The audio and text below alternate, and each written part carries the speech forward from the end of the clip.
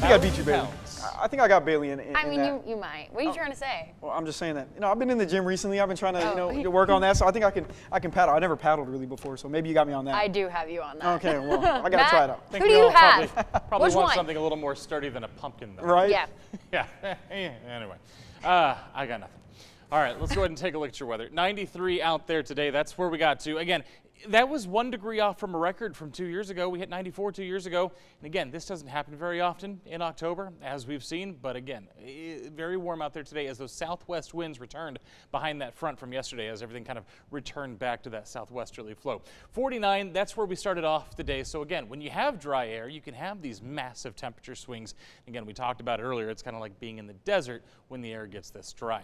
82 right now in Waco. So again, we were at 93, already down to 82. So it shows you that dry air can also cool down just as efficiently as it heats up. Most of us are right around 80 degrees, except for out further west where you see 72 in Hamilton and Goldthwaite, and then along I-45 there you see 73 in Fairfield and Mexia. So let's talk about where we go from here, because our pattern's getting a little more progressive than it was for the first, several weeks of fall. In fact, we're talking about our next cold front. This one should not bring us rain. You're going to see on here that our forecast model is going to show it might bring in just a couple of drops around the I-45 corridor tomorrow morning, but really I'm not expecting much in the way of rainfall with this particular front. It's going to come through dry. What it is going to do is it's going to bring those north winds right back into the forecast again. Those are kind of those sprinkles that I was talking about that might develop along the front as we head through the breakfast hour. But again, I don't have much confidence in that. Now, again, what I have confidence is breezy conditions, north winds. Of course, that's that drier airflow. So again, for tomorrow, we're going to keep the fire danger elevated a little bit. We'll talk more about that here in just a second. Heading into Wednesday, very quickly, you're going to see those winds right back out of the south, and we might even try to scratch a shower or two out of that as well for your Wednesday afternoon. Again, not a very great chance there. Again, the bigger concern is going to be for tomorrow. And again, it's not going to be for rain. I want to talk about this. Wind gusts for tomorrow could be in that 20 to 25 mile per hour range throughout the day on your Tuesday. You can see there we stopped at 11. We're going to stop this at night as well. And you can see anywhere between about 10 to 15 up to about 25 miles per hour. That's where your wind gusts are going to be. So it's going to be breezy.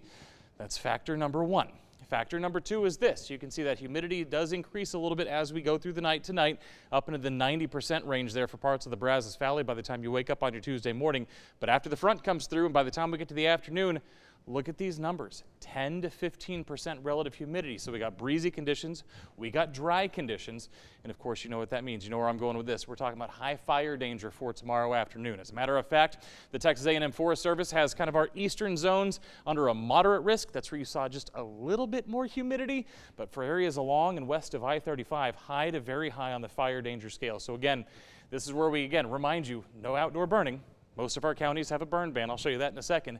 But the other thing that I don't think we think about quite as much is the driving aspect of fire danger. Anytime you drag tow chains or you park a vehicle and leave it turned on over grass, that's a fire threat as well. So it's not just the actual act of burning. We got to be careful about some of those other things as well. And again, any smokers out there, your smoking materials, just don't throw them out the window. That's not a great idea either. This is your burn bans map. So again, when we talk about outdoor burning, again, in Freestone County, Coryell County, Hamilton counties, still no burn ban in effect. Still not a good idea to burn anything outside with the conditions of what they're going to be tomorrow.